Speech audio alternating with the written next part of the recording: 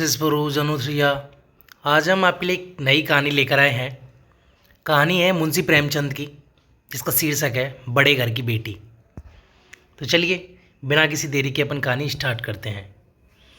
बेनी माधव सिंह गौरीपुर गांव के जमींदार और नंबरदार थे। उनके पिता में मतलब दादाजी किसी समय बड़े धनधान्य संपन्न थे।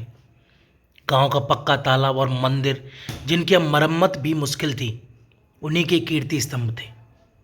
कहते हैं इस दरवाजे पर हाथी झूमता था और उसकी जगह एक बूढ़ी भैंस थी, जिसके शरीर में अस्थि पंजर के सिवा और कुछ शेष ना रहा था।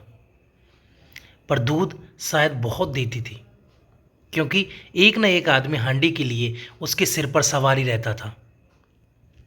बैनी माधव सिंह अपनी आधी से अधिक संपत्ति वकीलों को भेंट कर चुके थे। उनकी वर्तमान आय 1,000 रुपये वार्षिक से अधिक ना थी। ठाकुर साहब के दो बेटे थे।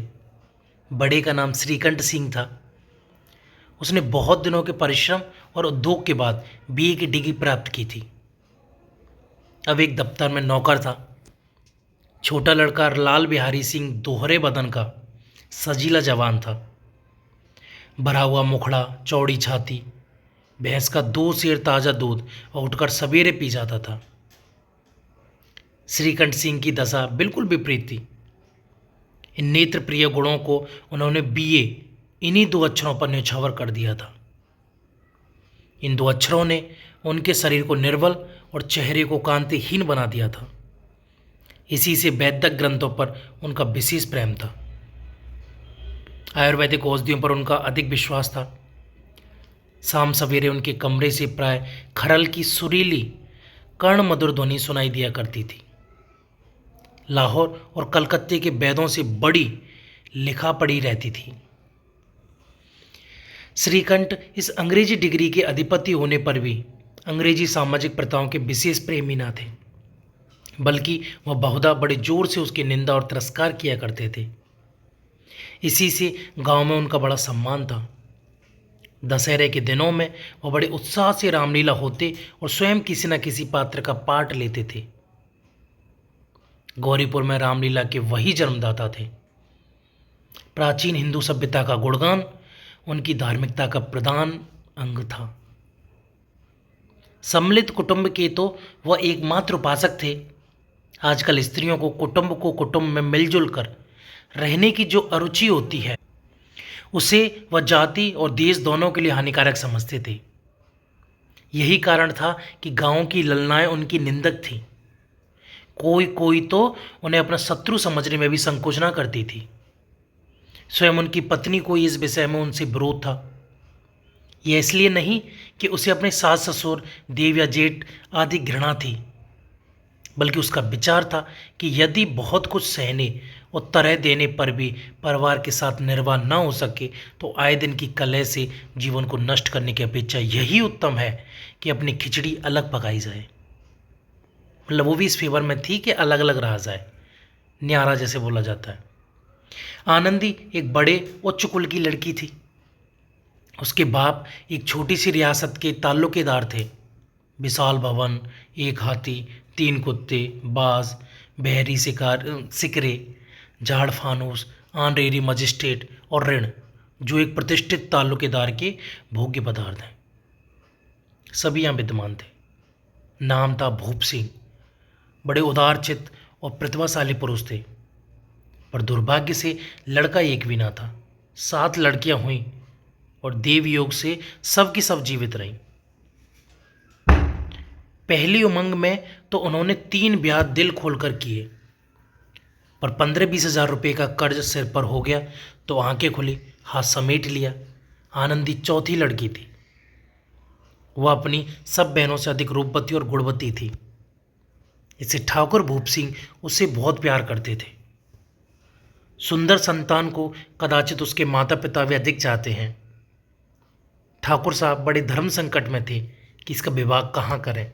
ना तो यही चाहते थे कि ऋण का बोझ बढ़े, और ना यही स्वीकार था कि उसे अपने को भाग्यहीन समझना पड़े। एक दिन श्रीकंठ उनके पास किसी चंदे का रुपया मांगने आए। शायद नागरी प्रचार का चंदा था। भूप सिंह उनके स्वभाव पर रीझ गए और धूमधाम से श्रीकंठ सिंह का आनंदी के साथ ब्याह हो गया। आनंदी अपने नए घर में आई तो यहाँ का रंग ढंग कुछ और ही देखा। जिस टीम टाम की उसे बचपन से आदत पड़ी हुई थी वह यहाँ नाम मात्र को भी ना था। हाथी घोड़ों का तो कहना ही क्या, कोई सजी हुई सुंदर बहेली तक ना थी। रेस में स्लीपर साथ लाई थी, पर यहाँ बाग कहाँ। मकान में खिड़कियां तक ना थी, न जमीन पर फर्श, न दीवार पर तस्वीरें। यह एक सीधा साधा देहाती गृहस्थी का मकान था, किंतु आनंदी ने थोड़े ही दिनों में अपने को इस नई अवस्था के ऐसे अनुकूल बना लिया मानो उसने बिलास के सामान कभी देखे ही ना थे। एक दिन दोपहर के समय लाल बिहारी सिंह 2 चिड़िया लिए हुए लाया और भावस से बोला, जल्दी से पका दो, मुझे भूख लगी है।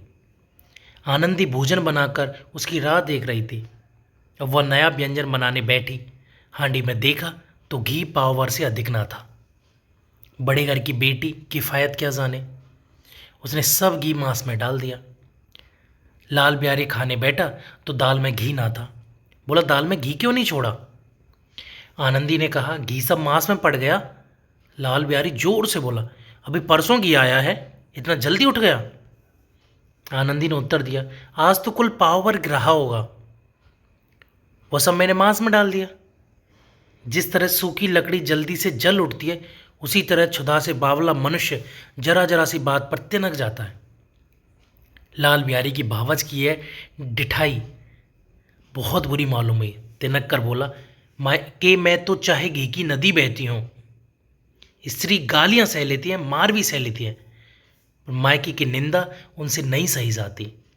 आनंदी मुंह फेर कर बोली, हाथी मरावी तो 9 लाख का, वहाँ इतना घी नित्य नाई का हार खा जाते हैं। लाल बिहारी जल गया, थाली उठाकर पलट दी और बोला, जी चाहता है जीप पकड़ कर खींच लूं। आनंदी को भी क्रोध आ गया, मुंह लाल हो गया। बोली, वह होते तो आज इसका मजा चखाते। अब अफड़ उजड़ ठाकुर से ना रहा गया। उसकी स्त्री एक साधारण जमींदार की बेटी थी। जब जी चाहता उस पर हाथ साफ कर लिया करता था। खड़ाऊ उठाकर आनंदी की ओर जोर से फेंकी और बोला, जिसके गुमान पर भूली हुई हो उसे भी देखूंगा और तुम्हें भी। आनंदी ने हाथ से खड़ाऊ रोकी, सिर बच गया, पर उंगली में बड़ी चोट आई। क्रोध के मारे हवा से हिलते पत्ते की भांति कांपती हुई अपने कमरे में आकर खड़ी हो गई। स्त्री का बल और साहस, मान और मर्यादा पति तक है। उसे अपने पति के बल और पुरुषत्व का घमंड होता है। आनंदी खून का घूंट पीकर रह गई। श्रीकंठ सिंह शनिवार को घर आया करते थे। बृहस्पति को यह घटना हुई थी। 2 दिन तक आनंदी कोप भवन में रही, ना कुछ खाया ना पिया, उनकी बाट देखती रही। अंत में शनिवार को वह नियमानुकूल संध्या तक घर आए और बाहर बैठकर कुछ इधर उधर की बातें की, कुछ देश काल संबंधी समाचार तथा कुछ नए मुकदमों आदि की चर्चा करने लगे। यह वार्तालाप 10 बजे रात तक होता रहा। गांव के भद्र पुरुषों को इन बातों में ऐसा आनंद मिलता था कि खाने पीने की भी सुधि न रहती थी। श्रीकंठ को पिंड छुड़ाना मुश्किल हो जाता था। ये 2-3 घंटे आनंदी ने बड़े कष्ट से काटे। किसी तरह भोजन का समय आया, पंचायत उठी, एकांत हुआ तो लाल बिहारी ने कहा, भैया आप जरा भाभी को समझा दीजिएगा कि मुंह संभाल कर बातचीत किया करे, नहीं तो एक दिन अनर्थ हो जाएगा। बैनी माधव सिंह ने बेटे की ओर साक्षी दी। हाँ, बहू बेटियों का यह स्वभाव अच्छा नहीं कि मर्दों की मुंह लगे। लाल बिहारी, वह बड़े घर की बेटी है तो हम भी कोई कुर्सी कुमार नहीं है, कुर्मी कुमार नहीं है। श्रीकंठ ने चिंतित स्वर से पूछा, आखिर बात क्या हुई?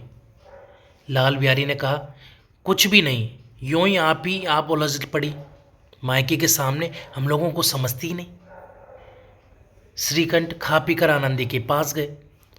वह भरी बैठी थी। ये हजरत भी कुछ तीखे थे।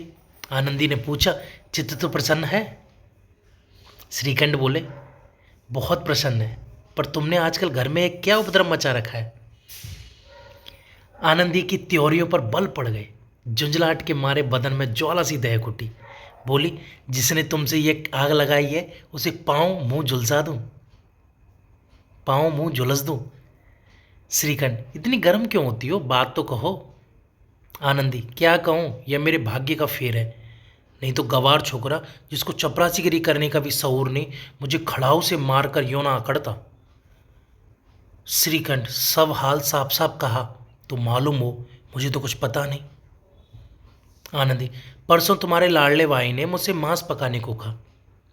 घी हांडी में पाव भर से अधिक ना था, वह सब मैंने मांस में डाल दिया। जब खाने बैठा तो कहने लगा दाल में घी क्यों नहीं। बस इसी पर मेरे मायके को बुरा भला कहने लगा। मुझसे नारा आगा। मैंने कहा कि वहाँ इतना घी तो नाई कार खा जाते हैं और किसी को जान भी नहीं पड़ता। बस इतनी सी बात पर इस अन्यायी ने मुझ पर खड़ाऊ फेंक मारी। यदि हाथ से ना रोक लूँ तो सिर फट जाए। उसी से पूछो मैंने जो कुछ कहा है वह सच है या झूठ।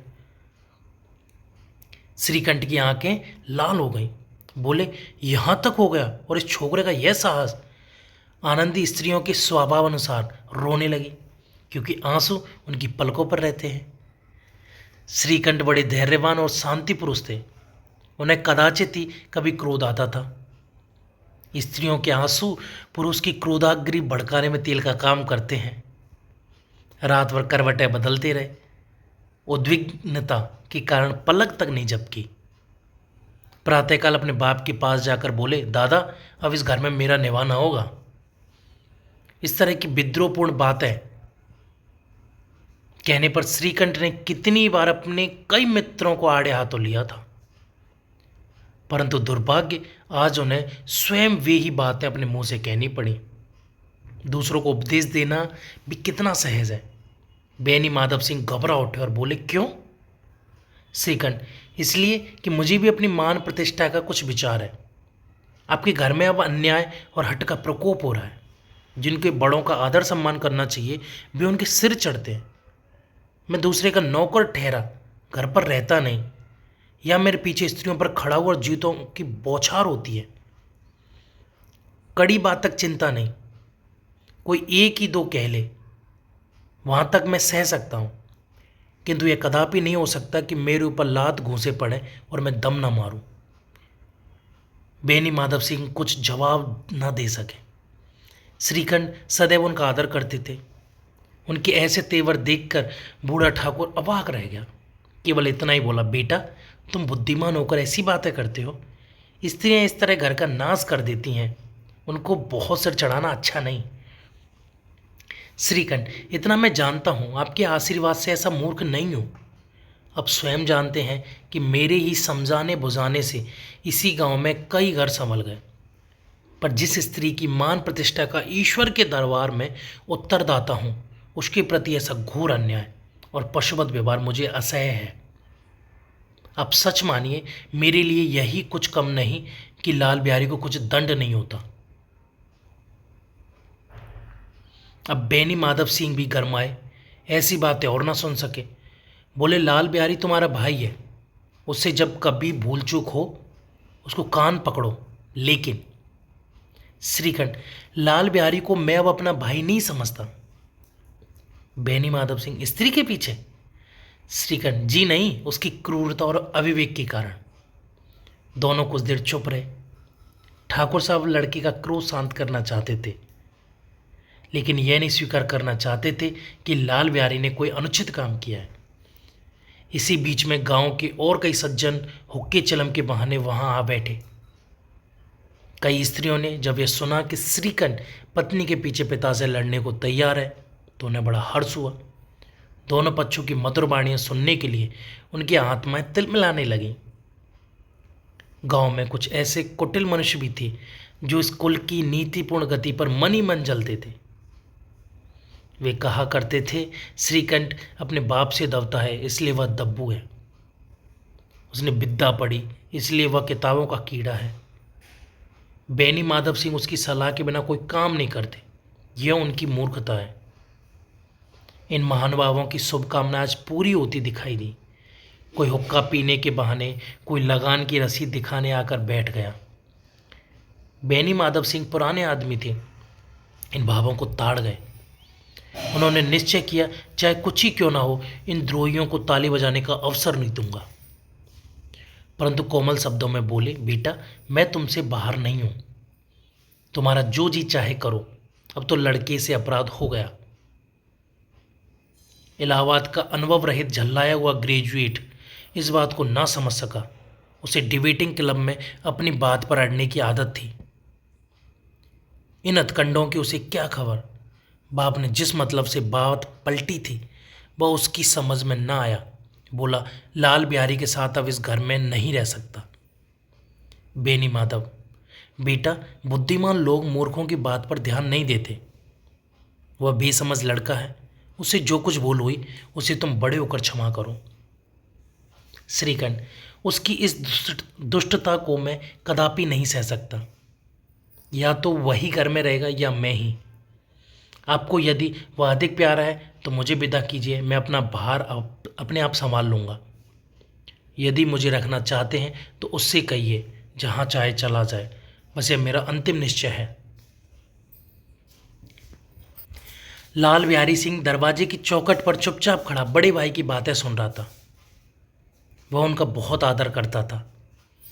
उसे कभी इतना साहस ना हुआ कि श्रीकंठ के सामने चारपाई पर बैठ जाए, हुक्का पी ले या पान खा ले। बाप का भी वह इतना मान ना करता था। श्रीकंठ का भी उस पर हार्दिक स्नेह था। अपने होश में उन्होंने कभी उसे घुड़का तक ना था। जब वह इलाहाबाद से आते तो उसके लिए कोई ना कोई वस्तु अवश्य लाते। मुकद्दर की जोड़ी उन्होंने ही बनवा दी थी। पिछले साल जब उसने अपने से ड्योढ़े जवान को नागपंचमी के दिन दंगल में पछाड़ दिया तो उन्होंने पुलकित होकर अखाड़े में ही जाकर उसे गले लगा लिया था। 5 रुपये के पैसे लौटाए थे। ऐसे भाई के मुंह से आज ऐसी हृदय विदारक बात सुनकर लाल बिहारी को बड़ी ग्लानि हुई। वो फूट फूट कर रोने लगे। इसमें संदेह नहीं कि अपने किए पर पछता रहा था। भाई के आने से एक दिन पहले से उसकी छाती धड़कती थी कि देखूं भैया क्या कहते हैं। मैं उनके सम्मुख कैसे जाऊंगा, उनसे कैसे बोलूँगा, मेरी आंखें उनके सामने कैसे उठेंगी। उसने समझा था कि भैया मुझे बुलाकर समझा देंगे। इस आशा के विपरीत आज उसने उन्हें निर्दयता की मूर्ति बनाए हुए पाया। वह मूर्ख था, परंतु उसका मन कहता था कि भैया मेरे साथ अन्याय कर रहे हैं। यदि श्रीकंठ उसे अकेले में बुलाकर 2-4 बातें कह दे, इतना ही नहीं 2-4 तमाचे भी लगा देते तो कदाचित उसे इतना दुख न होता। पर भाई का यह कहना कि अब मैं उसकी सूरत नहीं देखना चाहता, लाल बिहारी से सहा ना गया। वह रोता हुआ घर आया, कोठरी में जाकर कपड़े पहने, आंखें पोंछी, जिसमें कोई यह न समझे कि रोता था। जब आनंदी के द्वार पर आकर बोला, भाभी भैया ने निश्चय किया है कि वह मेरे साथ इस घर में ना रहेंगे। अब वह मेरा मुंह नहीं देखना चाहते, इसलिए अब मैं जाता हूँ। उन्हें फिर मुंह ना दिखाऊंगा। मुझसे जो कुछ अपराध हुआ उसे क्षमा करना, यह कहते कहते लाल बिहारी का गला भर आया। जिस समय लाल बिहारी सिंह सिर झुकाए आनंदी के द्वार पर खड़ा था, उसी समय श्रीकंठ सिंह भी आंखें लाल किए बाहर से आए। भाई को खड़ा देखा तो घृणा से आंखें फेर ली और कतरा कर निकल गए, मानो उसकी परछाई से दूर भागते हो। आनंदी ने लाल बिहारी की शिकायत तो की थी, लेकिन अब मन में पछता रही थी कि वह स्वभाव से ही दयावती थी। उसे उसकी तनिक भी ध्यान न था कि बात इतनी बढ़ जाएगी। वह मन में अपने पति पर झुंझला रही थी कि यह इतने गर्म क्यों होते हैं। उस पर यह भय भी लगा हुआ था कि कहीं मुझसे इलाहाबाद चलने को कहें तो कैसे क्या करूँगी। इस बीच में जब उसने लाल बिहारी को दरवाजे पर खड़े यह कहते सुना कि अब मैं जाता हूँ, मुझसे जो कुछ अपराध हुआ क्षमा करना, तो उसका रहा सहा क्रोध भी पानी हो गया। वह रोने लगे। मन का मैल धोने के लिए नयन जल से उपयुक्त और कोई वस्तु नहीं है। श्रीकंठ को देखकर आनंदी ने कहा, लाला बाहर खड़े बहुत रो रहे हैं। श्रीकंठ, तो मैं क्या करूं? आनंदी, भीतर बुला लो, मेरी जीभ में आग लगी, मैंने कहाँ से ये झगड़ा उठाया। श्रीकंठ, मैं ना बुलाऊंगा। आनंदी, पछताओगे, उन्हें बहुत गिलानी हो गई है, ऐसा ना हो कहीं चल दें। श्रीकंठ ना उठे। इतने में लाल बिहारी ने फिर कहा, भाभी भैया से मेरा प्रणाम कह दो, वह मेरा मुंह नहीं देखना चाहते, इसलिए मैं भी अपना मुंह उन्हें ना दिखाऊंगा। लाल बिहारी इतना कहकर लौट पड़ा और शीघ्रता से दरवाजे की ओर बढ़ा। अंत में आनंदी कमरे से निकली और उसका हाथ पकड़ लिया। लाल बिहारी ने पीछे फिर देखा और आंखों में आंसू भरे बोला, मुझे जाने दो। आनंदी, कहाँ जाते हो? लाल बिहारी, जहाँ कोई मेरा मुंह ना देखे। आनंदी, मैं ना जाने दूंगी। लाल बिहारी, मैं तुम लोगों के साथ रहने योग्य नहीं हूं। आनंदी, तो मैं मेरी सौगंध, अब एक पग भी आगे न बढ़ाना। लाल बिहारी, जब तक मुझे यह मालूम हो जाए कि भैया का मन मेरी तरफ से साफ हो गया तब तक मैं इस घर में कदापि ना रहूंगा। मैं ईश्वर को साक्षी देकर कहती हूँ कि तुम्हारी ओर से मेरे मन में तनिक भी मैल नहीं है। आनंदी ने कहा। अब कंठ का हृदय भी पिघला। उन्होंने बाहर आकर लाल बिहारी को गले लगा लिया। दोनों भाई खूब फूट फूट कर रोए। लाल बिहारी ने सिसकते हुए बोला, भैया अब कभी मत कहना कि तुम्हारे मुंह ना देखूंगा। इसके सिवा आप जो दंड देंगे मैं सहर्ष से स्वीकार कर लूंगा। श्रीकंठ ने कांपते हुए स्वर में कहा, लल्लू, इन बातों को बिल्कुल भूल जाओ। ईश्वर चाहेगा तो फिर ऐसा अवसर ना आएगा। बेनी माधव सिंह बाहर से आ रहे थे। दोनों भाइयों को गले मिलते देखकर आनंद से पुलकित हो गए। बोल उठे, बड़े घर की बेटियां ऐसी ही होती हैं, बिगड़ता हुआ काम बना लेती हैं। गांव में जिसने यह वृत्तांत सुना उसी ने इन शब्दों में आनंदी की उदारता को सराहा। बड़े घर की बेटियां ऐसी ही होती हैं। हमारी कहानी ख़त्म होती है। आपको हमारी कहानी कैसी लगी हमें कमेंट सेक्शन में ज़रूर बताएं। Thank you.